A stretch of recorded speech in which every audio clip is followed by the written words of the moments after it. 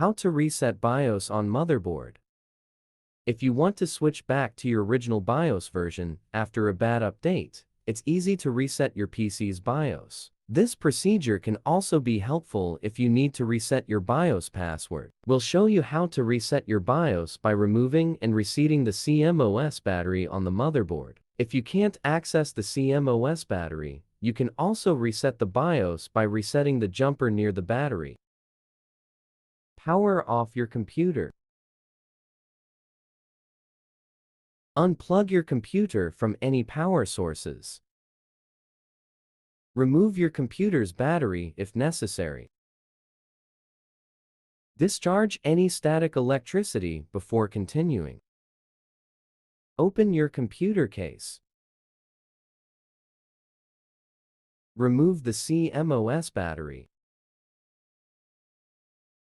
Press and hold your power button for about 10 to 15 seconds to discharge any remaining power stored in the capacitors.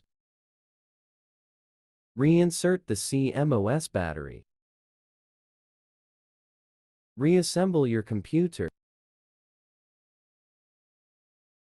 Reconnect your computer's power source. Turn your computer back on. The CMOS battery is not always removable. If the battery won't budge, don't force it. Instead, try resetting your motherboard's jumper. Power off your computer. Unplug your computer from any power sources. Remove your computer's battery if necessary. Discharge any static electricity before continuing. Open your computer case. Find the CMOS jumper. Move the jumper to the other two pins.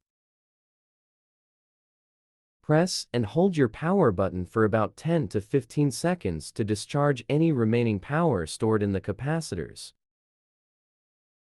Return the jumper to its default position. Reassemble your computer.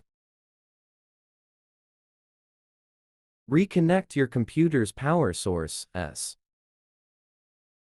Turn your computer back on.